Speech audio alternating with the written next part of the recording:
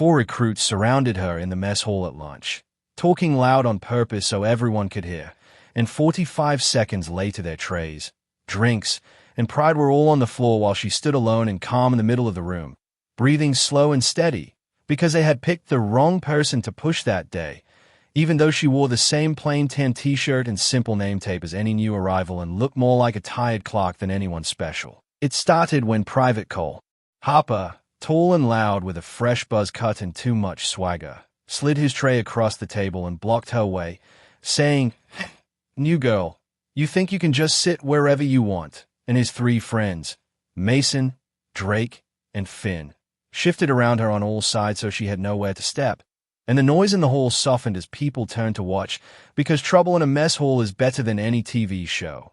But the woman, whose tag said Rios, did not look scared, did not look angry. She just looked at each one of them like she was counting doors in a room, and said in a clear, calm voice, "Move, Private, I'm trying to leave," which only made Cole smirk more as he leaned in so close she could smell the ketchup on his breath and said, "You don't give orders here, sweetheart. You take them." Then he bumped his shoulder into hers, just hard enough to make her tray tilt so her drink splashed down the front of her shirt. For 1/2 second, nothing moved. A fork clinked somewhere, and then he reached with 2 fingers and flicked the wet fabric, laughing, "Look what you made me do." And his friends laughed too, and someone whispered, "Man, she's gonna cry." But instead she set her tray down very gently on the table beside her, wiped her hand on a napkin, and said, "Last chance, step aside." And when Cole poked her in the shoulder like she was a joke, everything changed, because her right hand snapped up, hooked his wrist, twisted it until the plastic cup flew from his fingers, and her left foot swept his ankle so he crashed backward onto the bench in a spray of spilled food. Mason lunged forward with a curse, but she pivoted, grabbed his collar, pulled him into his own momentum, and he slammed chest first into the table, ribs bouncing off the edge so hard his breath whooshed out, and then Drake stood up with his fists high like a boxer, but he had never fought anyone who knew how to make space vanish, and she stepped in so close his punch had no power, bumped his elbow offline with her forearm, and drove her shoulder into his chest to knock him onto the floor between the benches, plates and fries flying, while Finn froze with his hands half raised, torn between joining in or backing off, until he made the worst choice and grabbed her from behind, trying to lock his arms around her shoulders. She dropped her weight, shifted her hips, and in one sharp move that looked almost lazy, she threw him right over her back so he landed on top of Drake, both of them groaning, her whole body still set in that same calm line. And by the time the first shout of "Hey, break it up," came from the far side of the hall, all 4 recruits were on the ground or doubled over the table while she stood in the middle of a circle of spilled food and stunned faces, the whole thing done in less than a minute, and the only sound was the drip of gravy sliding off a tray onto the floor. Then the duty sergeant pushed through the crowd, took one look at the scene, and shouted, "Everybody stay where you are," while 2 MPs rushed in, their hands on her arms as if she were the problem, and Cole, still holding his twisted wrist, hissed through his teeth, "She attacked us, Sarge. We were just talking." So when they marched her out of the mess hall past all those staring eyes, some filled with awe and some with fear and some with mean little smiles, she did not explain, did not argue. She just walked with her head level and her jaw set, because she had promised herself before she ever came to this base that she would take whatever came without hiding, even if people chose to see only what they wanted to see.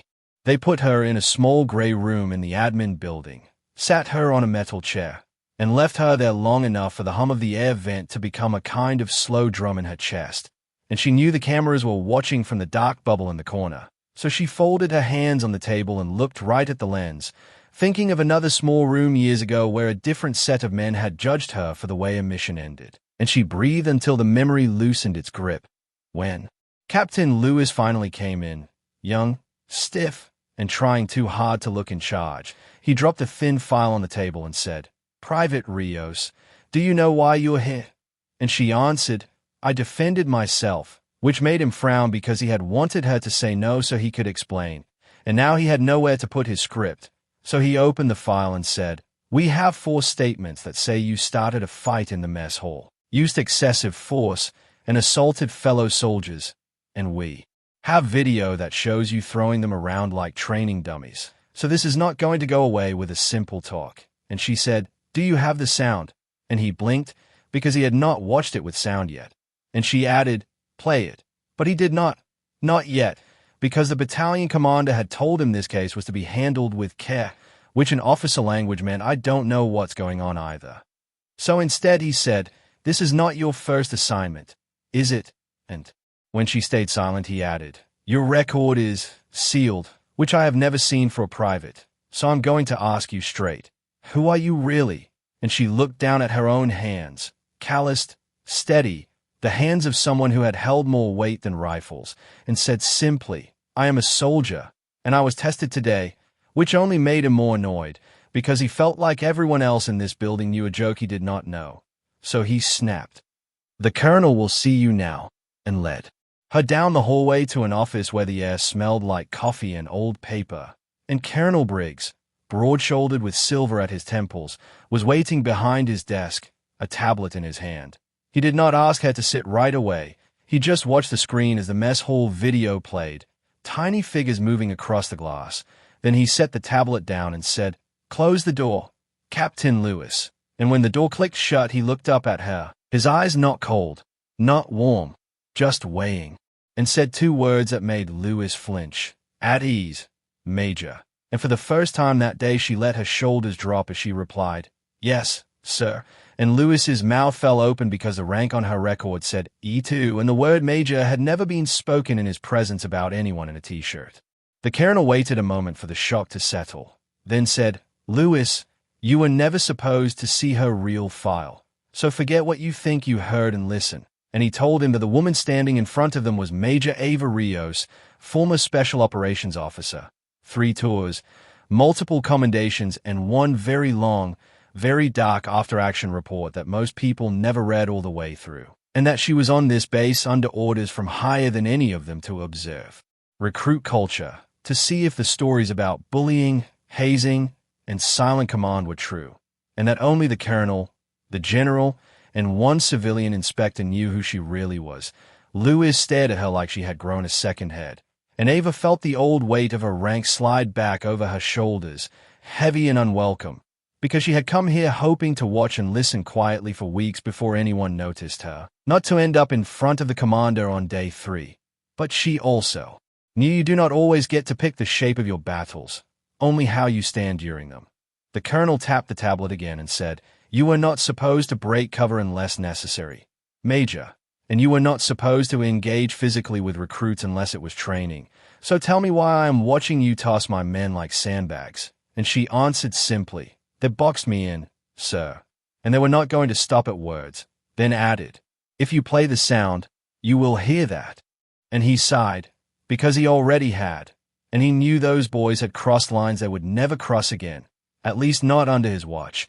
But he also knew the inspector from the Pentagon was due in 2 days to review the climate on his base, and a hidden major beating up 4 recruits in the cafeteria would look bad in any report. So he said, "We are walking on thin ice here, Rios." And she said, "I know, sir, but the ice was already cracking. I just made it visible." Outside that office, word of the fight spread like fire through dry grass, retold and twisted in every barracks room and hallway. Some said she was a black belt brought in to teach hand-to-hand. Some said she had snapped because of combat stress. Some said she was a plant to get people kicked out. And the 4 recruits nursed their bruises and their wounded pride in the infirmary, telling anyone who would listen that she had attacked first, that she had smiled while hurting them, that she was crazy. Finn, the youngest of the 4, lay on his bunk that night staring at the ceiling, his back sore from where he had hit the floor, his mind replaying the moment he had grabbed her from behind, and he kept seeing the look in her eyes right before she moved. Not wild or mean, but sharp, focused, like she had been somewhere worse and this was nothing. And that look bothered him more than the pain, because his own father had worn that same look the night before he left for his last deployment, and never came back. And Finn knew in his gut that they were lying to everyone, including themselves. But Cole would not let it go, pacing the room with his bandaged wrist and saying, "She thinks she can make fools of us. We'll show her. We'll tell everyone she swung first. And Mason and Drake, who owed Cole for 100 little favors and rides and threats, nodded along, because it was easier than saying, "We started it." And soon the story they told the MPs was written down and locked away, while Finn signed his name under words that made his stomach twist, thinking, "I'll fix it later. I'll tell the truth when it really matters," not knowing that later has a way of arriving fast when your life is tied to other people's lives. The colonel, stuck between the orders from above and the mess on his own base, came up with a plan that felt like juggling grenades. He would keep her real rank hidden from the recruits and most of the staff, treat the mess hall incident as mutual misconduct, assign everyone involved to the same advanced field exercise, and watch what happened when pressure climbed. Ava agreed, but inside she worried, because mixing secrets with live training is like mixing oil with fire. You can control it. For a while. Until you can't. And yet she also knew that real character only shows when people are tired, scared, and pushed, not when they sit in classrooms saying the right words. So 2 days later she stood on the edge of a scrub-covered training range in full gear, helmet clipped, rifle slung, Private Rios tape still on her chest, watching Cole, Mason, Drake, Finn, and 8 other recruits climb off the truck for a 3-day urban warfare drill. The briefing was simple: move as a unit through a mock village, rescue a captured friendly, and hold a building until relieved, all while facing pop-up targets, smoke, and surprise attacks from instructors. But the colonel had added one extra rule just for this group. Whispered only to the cadre, Rios would act as squad leader, and the recruits would not be told why she had been chosen. When Sergeant Harlow announced it, Cole's jaw tightened, Mason rolled his eyes, Drake muttered something rude under his breath, and Finn looked down at his boots, his guilt growing like a stone in his chest. But Ava only said, "We step off in 5, check your gear," and began walking the line, tapping magazines, adjusting straps, acting like any NCO who had seen too many kids fail because of small things. From the first step into the range, the tension wound like a rope around the team, because Cole refused to follow her hand signals, choosing his own path with Mason sliding after him, and that split the squad in 2, forcing the others to pick sides. The trainers watching from the tower marked every mistake on their clipboards while radio static crackled with dry comments like, "Squad 2 breaking formation again." And Ava felt that old frustration boiling under her ribs, the memory of another young man who had once ignored her orders in a village far away, leading him into a doorway wide to explode, leaving her with one more name to carry, and she did not want to add new faces to that list, not even cocky ones. At one tight alley, paint round snapped from a hidden window, and instead of taking cover when she yelled, "Down, left side," Cole spun to shoot back out in the open, got hit 3 times in the chest, and went down cursing as blue paint blossomed across his vest, which meant in the drill he was dead, but he ripped off his helmet and shouted, "This is bull. You set me up," at her while the instructors blew whistles and marked another failure. By the end of day 1, their score was at the bottom of the board, tempers burned hot, and in the dark of the bivouac site Cole told anyone who would listen that she was only in charge because the colonel felt sorry for her, that she was trying to get them kicked out, and that he would rather quit than follow her. While Finn sat by the fire, hands around his canteen, hearing again the way she had told them to stay low, the way the rounds had walked across Cole's chest when he didn't, and he wondered how many times she had seen real bullets do more than leave paint. That night, rain came in hard, drumming on the tents and turning the ground to slick mud, and somewhere around midnight an alarm ripped through the camp, loud and sharp, cut by the words, "All personnel stand by. This is not a drill," which turned every sleepy face into wide eyes. A fuel truck had jackknifed near the live fire range, crashing into a small storage shed and knocking out power to half the field. And Weiss, a group of recruits from another platoon, were unaccounted for after they had gone to secure the area. Their last radio call full of static and a shout about smoke. The officers scrambled to get control, shouting into radios, pulling on boots, while thunder rolled overhead. But the colonel knew he had only minutes before a bad situation turned into a tragedy, and with the roads half washed out, big vehicles could not get close, so he looked at the map, at the positions of each squad, and his finger landed on the one group already nearest to the trouble, Ava's. When the runner came splashing through the mud and yelled, "Squad 2, gear up, possible real-world evac. Major Rios to report." Cole swore under his breath at the word Major, the meaning finally connecting, and Finn's head snapped up, heart thudding, as he whispered, "Major." But there was no time for explanations, because Ava was already tightening her helmet strap, saying, "You heard him. Move, ammo and medkits. We're going." And even though half of them still resented her, none of them wanted to be the one who stayed behind when lives were at stake. They moved through the rain-slick dark, guided by a single red flashlight and Ava's steady voice, crossing ditches and ducking under sagging cables, the air humming with the faint smell of fuel and something worse. At a bend in the Date Road they saw it. The truck on its side, wheels spinning in the air like a stunned animal, the broken shed beside it, flames licking up from a spill that threatened to reach a stack of live ammo cans. And beyond that, in a shallow depression, 3 figures, huddled behind a low wall, one waving a weak glow stick. Ava snapped into motion, barking, "Cole, Mason, Drake, set a perimeter, eyes out, Finn, with me." And to their own surprise, the 3 who had doubted her all week moved without arguing, because the heat on their faces and the crackle of fire made old grudges feel small.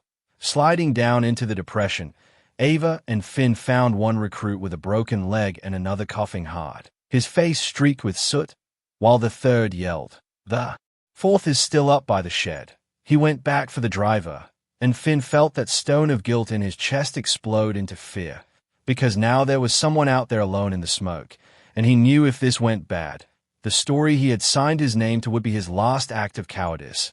Ava radioed in their position, got only static, then looked at the burning spilled fuel and the ammo boxes, at the angle of the wind, and did the math in her head, fast and grim, the same way she had done on nights overseas, and she knew they had maybe 5 minutes before the fire reached something that would send metal flying.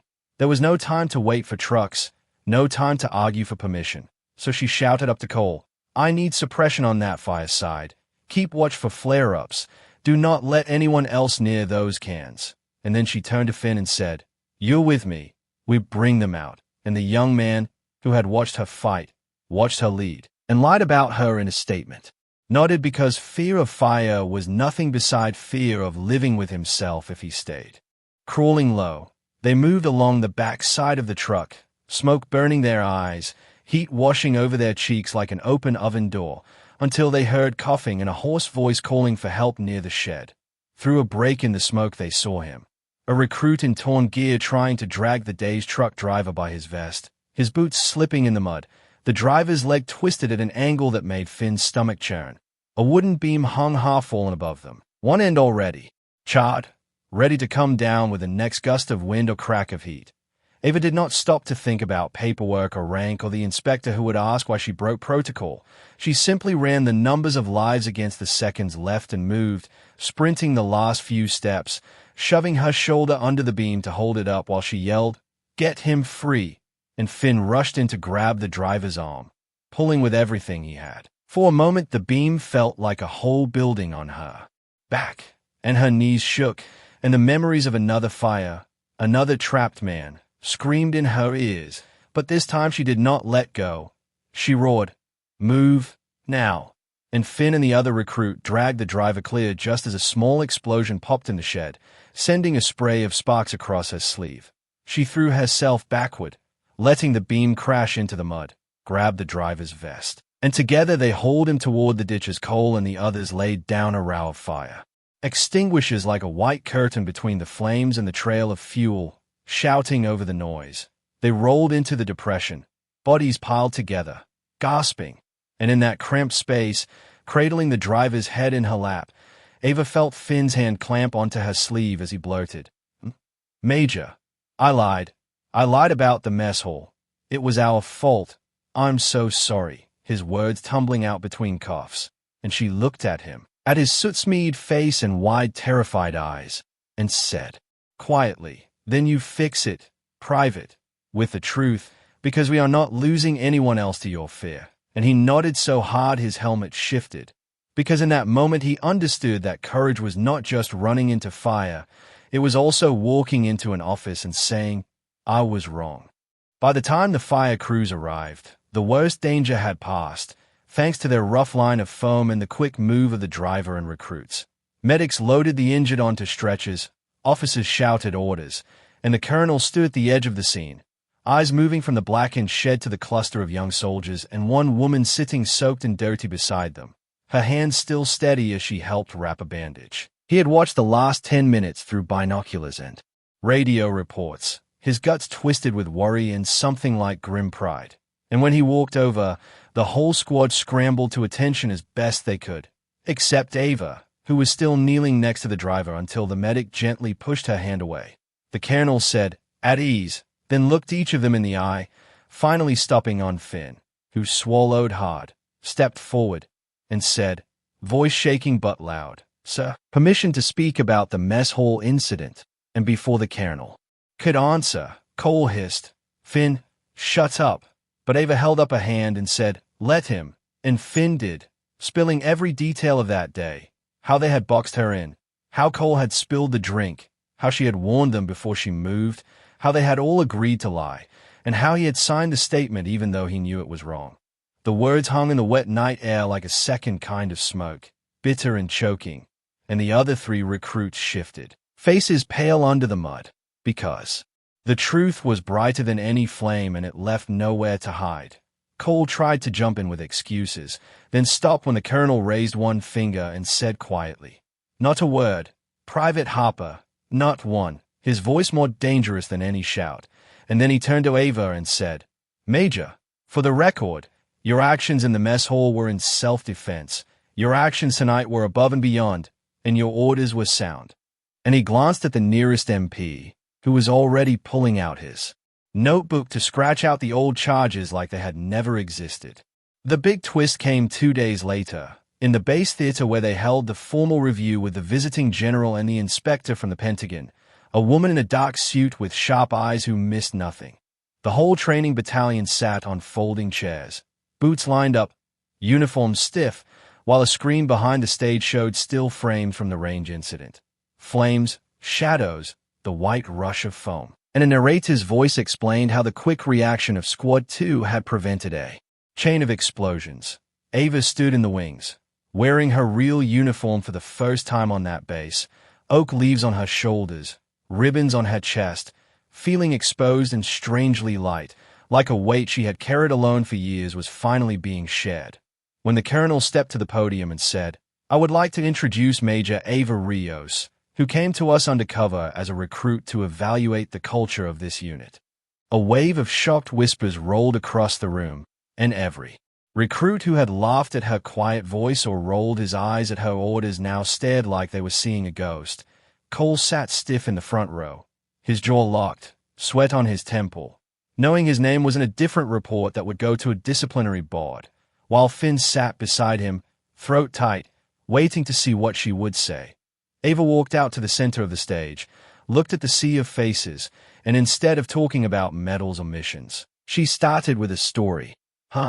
Little brother Diego, who had gone through training at another base just like this one, who had been smaller than most and quieter, who had wanted so badly to fit in that he had taken every joke and shove without telling anyone, and who had died in an accident out in the field with men who later admitted they had been teaching him toughness, but had not spoken up when things went wrong. She told them how she had stood in another theater as an officer while people talked about lessons learned and procedural errors, but no one said the word bullying, and how she had watched the light go out of her parents' eyes, and how she had sworn that if she ever had the chance, she would walk into the heart of this problem instead of talking about it from far away, even if it meant being pushed, mocked, or hated.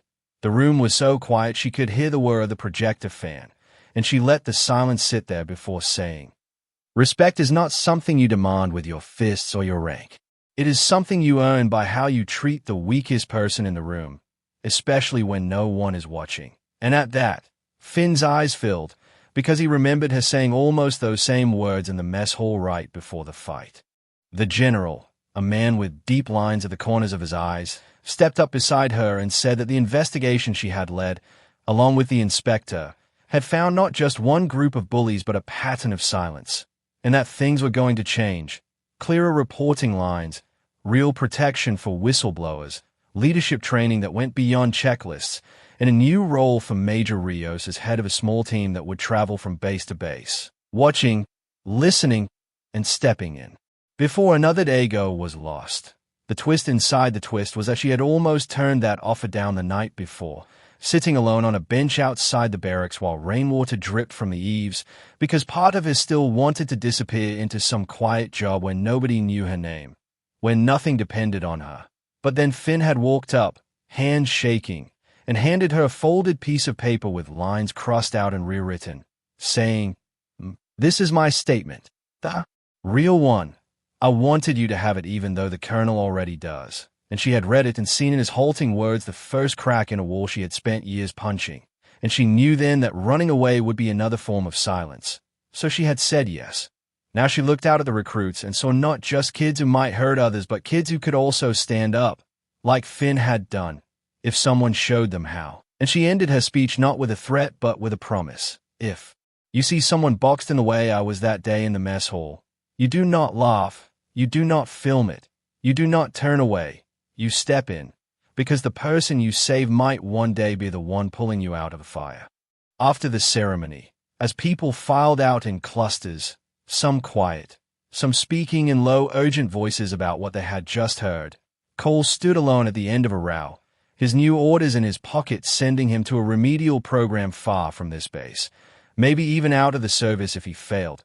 He watched Ava talking with the general and the inspector, then with Finn and a few other recruits. And he felt something bitter and heavy twist inside him, not just anger but shame, because for the first time he really understood that his idea of strength had been a mask over fear, and that the person he had mocked had risked her life for him without a second thought.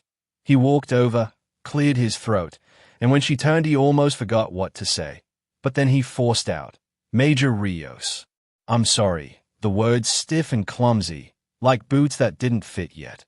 And she studied him for a long moment, seeing both the boy who had pointed at her chest in the mess hall and the soldier who had sprayed foam on a fire so others could live. And she said, "I believe you're sorry. Harper, make sure the next person you meet never has to find out the way I did what kind of man you are." And then she turned away, not out of cruelty but to let him walk his own road without leaning on her. Forgiveness like a crutch. That night, the mess hall looked almost the same as always. Long tables, metal trays, the hum of voices, but something under the surface had shifted. When a new recruit dropped his drink and blushed as laughter started from one corner, another recruit, one who had watched Ava stand alone days before, stepped in and said, "Man, grab some napkins, we've all done it," and the laughter faded into a few smiles instead of jeers. Ava sat at a side table with the inspector, going over notes, but her eyes kept drifting to that small act, and she felt something like the first quiet breath after a long run. Not because every problem was fixed, they weren't, and she knew that, but because the change she had risked her career for was not just written in a report now. It was walking around on 2 feet, making choices when nobody with stars on their shoulders was watching.